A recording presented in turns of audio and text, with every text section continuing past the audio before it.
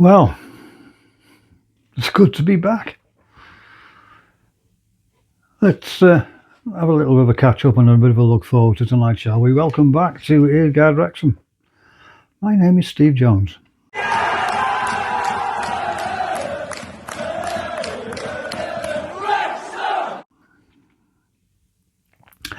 Well, a very good afternoon. First things first, apologies for being offline for a while. Just had some serious stuff going on in the background I've had to deal with. That's as far as I'm going on with that one. We're now back and fully paying attention. So let's have a catch up from where we were when I had to step away for a while. I think I've got it right in saying that the last one I did was the visit of Hull City. That didn't go well at all. 2-1 victory for Hull. We weren't really at the races for this one, as I remember rightly. Gelhardt just before half time. And of course, the Wrexham lad had to score at the racecourse, didn't he? Lewis Kumat on 63 minutes. And Nathan getting us what turned out to be the consolation on 76. First half, we just were not at the races at all. We were a little bit better in the second, but just really not that good enough.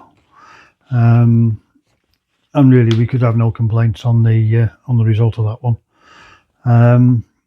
So we're back at home again 3 days later for the visit of Swansea. Far better all round. I think we pretty much had this one in the bag from first to last, really. Swansea had a few odd moments, but they didn't really do much in front of goal. We went at our prolific best, but I think overall I think it was 94 minutes that was played, I think the result 2-0 home win was a fair one. Nathan again on 25 minutes, and then a Cullen own goal on 88 to seal the 3 points. And on those two games, my grateful thanks to Paul, Dave, and the posse over there for granting me 2 tickets for those two. Very much appreciated. Then, right, where do we go from here? Watford away. Oh dear. We weren't at the races at all.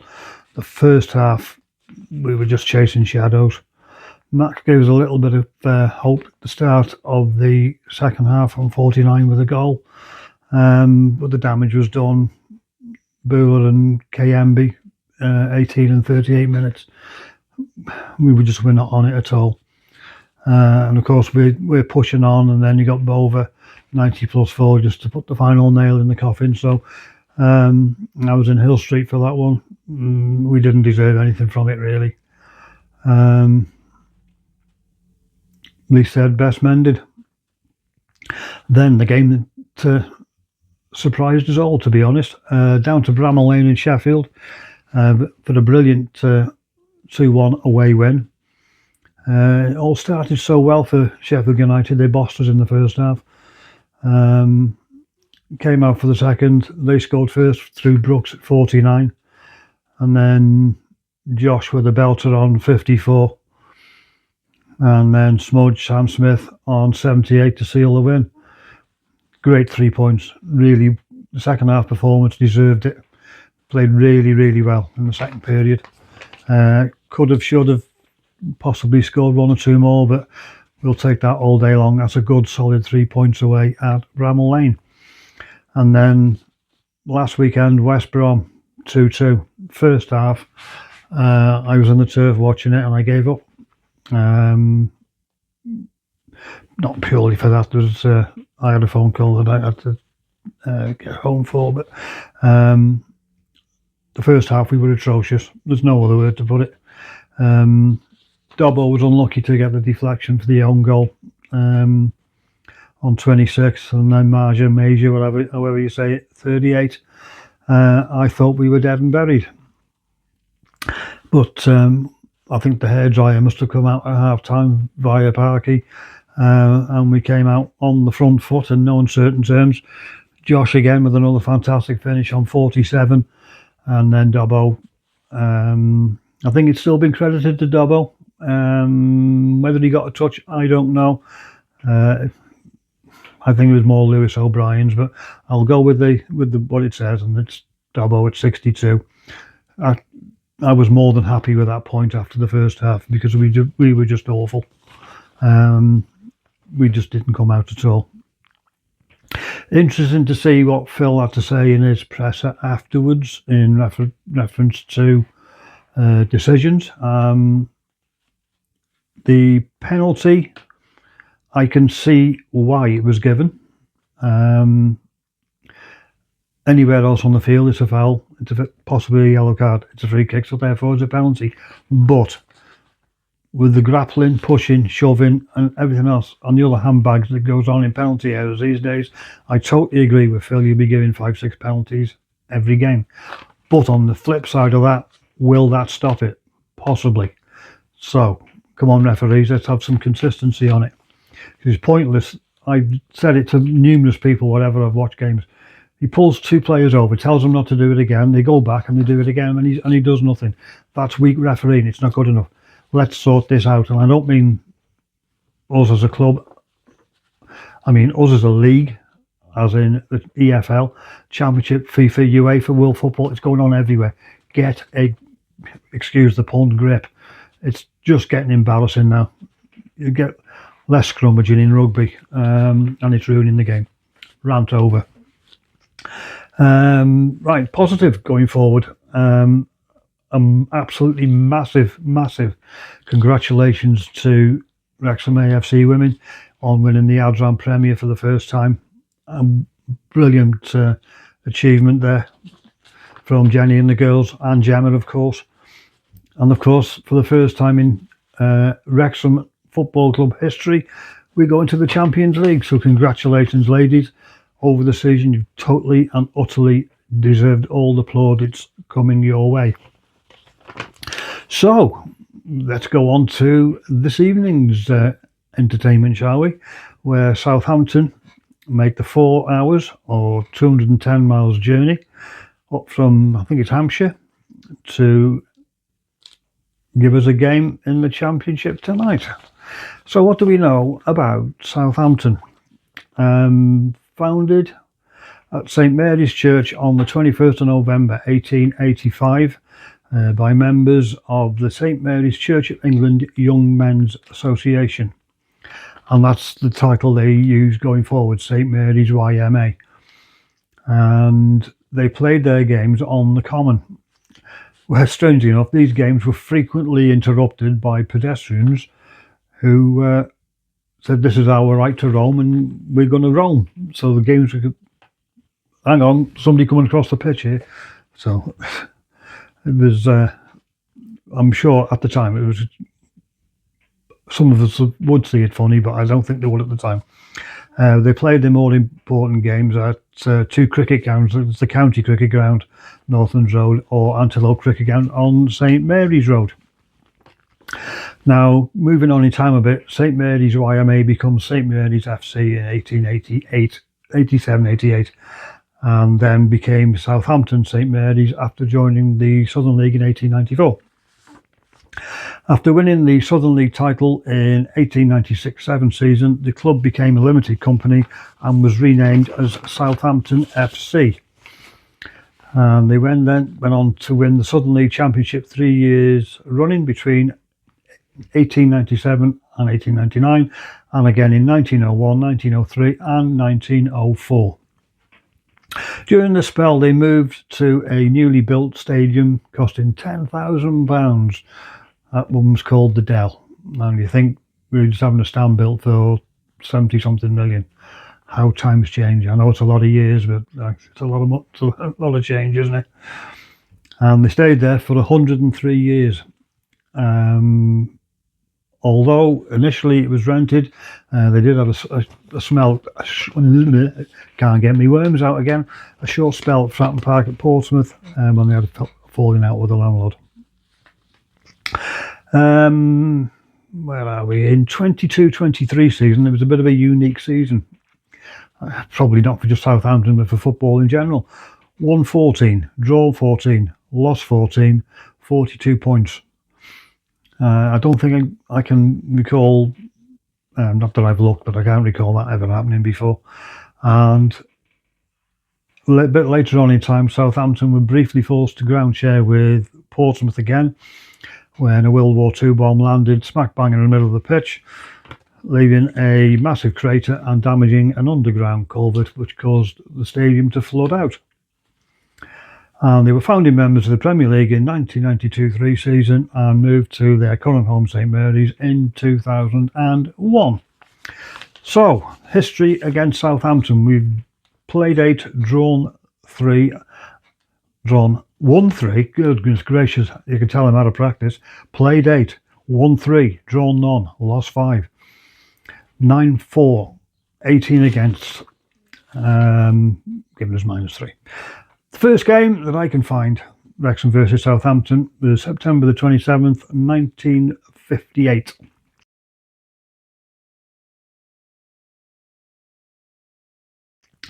League Division 3, 2-1, Wrexham at the Dell, 18,048. 3 p.m. kickoff. Gren Jones, 37 minutes, Ken Murray, 78 for Wrexham, and Derek Reeves scoring the consolation on 85 for the Saints. Of course, the last meeting was our first game back in the Championship in years.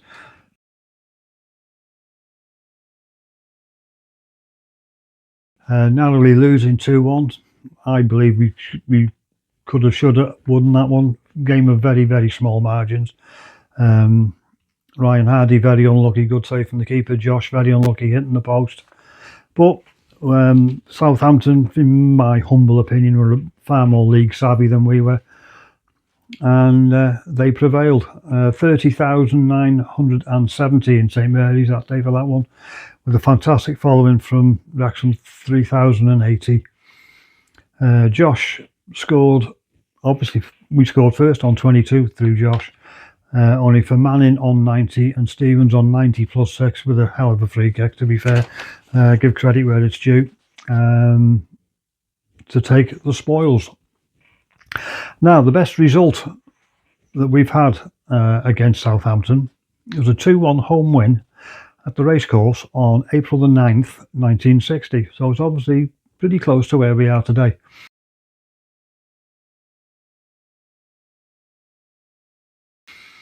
Uh, 7,842 on the Kairos for that one. Ron Habbertson penalty on 39, Bernard Evans on 60, and George O'Brien penalty for the Saints on 54. Now then, there's a bit of local interest in this one.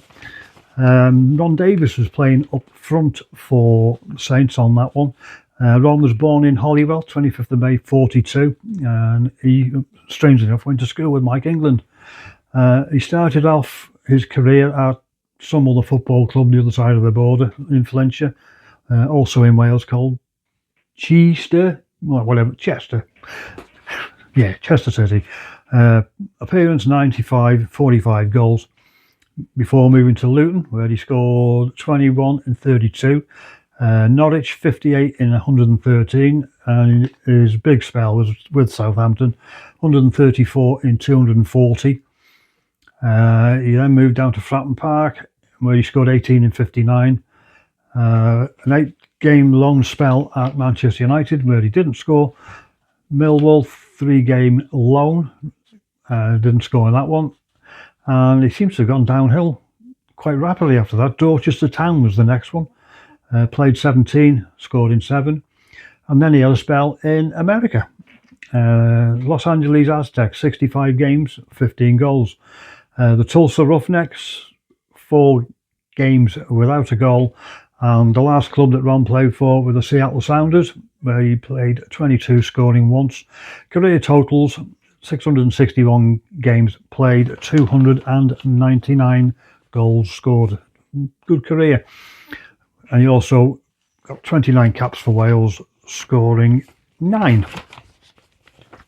Right, let's go for the played for both on this one. 21 players have played for Wrexham and Southampton, and here's my usual slight smattering of the ones that jumped out. Steve Basham, striker, Ex-Liverpool centre mid Jimmy Case, Kyle Crutchell, Matt Crowell, two midfielders again.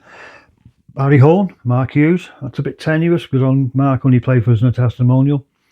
Going back in time, Fred Jones and Gerard Kelly. And coming back forwards, Tom O'Connor, Jay Rodriguez, Brett Ormerod and Stuart Williams, to name but a few. Now, on this day, massive happy birthday to Vault 33 pub lord Neil Roberts, ex-striker of this parish. He's today. Neil put in 138 appearances for us, scored in 28 between 94 and 2008. And goalkeeper Reece Taylor had a great season with us. He's 36. He was with us from 2015-16, putting in 20 very sound appearances indeed. Now, on this day, I normally have a look at this one. We've played 33 on this day, won 13, drawn 6, lost 14. We've scored 47, conceded 44, which gives us a +3 goal difference. Now, the standout games on this day, not much to go on really. 1947, Division 3 North, 2-1 win at Stockport. 1954, again in Division 3 North, 2-1 win versus Southport. 1956, 1-0 win at home versus Bradford Park Avenue, again in Division 3 North. 1979, 2-0 home win versus Oldham in League 2. 1984, 2-1 away win at Rochdale. 1990, 4-2 home win versus Maidstone. I put this down pure for comedic value, to be honest. 1992, 1-1 draw versus Chester City. For the Grosvenor, I think it was called the Grosvenor Shield or the Grosvenor Trophy. There's Mike Williams, fantastic centre half for his testimonial, only it turned out not very friendly at all. Off the pitch it was a bloodbath. Oh, it was carnage. And then 2001 we beat Peterborough 2-1 in Division 2. Not something I normally do, but birthdays for tomorrow. Jonathan Franks, 36. He was with us from February to May in 2018, 2 appearances. Bryce Hosanna, former wing back, came highly rated from Leeds, I think. He's 27 tomorrow. He was with us from August 21 to February 24. 46 appearances, scoring twice. Jake Lawler, defensive mid, 35. September 18 to June 20, 76, scoring 1, and what a goal it was. Absolute screamer. And Jordan Thompson, 27 tomorrow. He was with us 2019 to 20, appearing 5 times. Right, I want to go back to Neil Roberts, whose birthday it is today. I've done the everything you need to know about Ron Davison Southampton camp, so here's what you need to know about Neil in ours. Neil Roberts signed for Wrexham on July the 1st, 2008, and he made his first appearance, if you like, with the reserves or the youth, whatever you want to call them at the time, against Buckley Bistray in the Sovereign Trophies Youth League Division 3, fantastically named tournament. And Neil scored the 6th after 80 minutes after coming on, replacing Merseyside-born striker Steve Morgan. Neil made his first team league debut versus Chesterfield, which must have been inspiring. 0-0 draw in League 2, 2nd of September 1997. He scored his first goal, his first team goal, in a 2-2 draw versus Carlisle. 1st of November 1997. He made his 50th league appearance on November the 21st, 1998, which was a 2-3 away loss at Oldham. And he made his 100th on the 29th of September 2007, which was a 1-0 home win versus Lincoln City. And his last appearance was our final game in League 2, also our final game in the Football League for 15 years, which was a 1-3 home loss to Accrington Stanley. Who?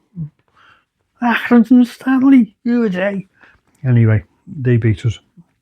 For those who don't know, it was an advert for milk in the UK back in the day. That obviously saw us go to the Rot that was the National League, or the Vauxhall Conference, or Blue Square Conference. It's been called a million things. So tonight is going to be a rather difficult affair, methinks. The last 6 I've made a note of. Wrexham's won, lost, one, drawn, 10 points. But Southampton won, 1, draw, 1, 16 points. And of course they're coming back on, coming up on the back of a brilliant 2-1 win in the quarterfinals of the FA Cup versus Arsenal. So I'm just hoping that Southampton suffer from after the Lord Mayor Show syndrome. It's going to be a very, very tight game tonight. As it stands at the moment, I'm on the sofa at home for this one. I'll ask if there's anything out there. Please let me know through the normal X or whatever. But yeah, I'm on the sofa for this one. Where's it going to go? My heart says I'd like to think we can. I'll take a draw on it, I'll be honest. With form like that, the Southampton in, on the back of that winning the FA Cup, their confidence is going to be sky high. When you're considering where they were in the league, sort of a third of the way in, they were looking to fall through the trapdoor. But well, all three, Norwich, Southampton, Ipswich, they've done brilliantly well since. If we can keep the score down, I think we'll take a draw. Obviously, I'd love to see a win. Goodness gracious me, yes. And it would be a fantastic win. It would be, I want to use Adam Summerton's phrase here, it could be a win for the ages.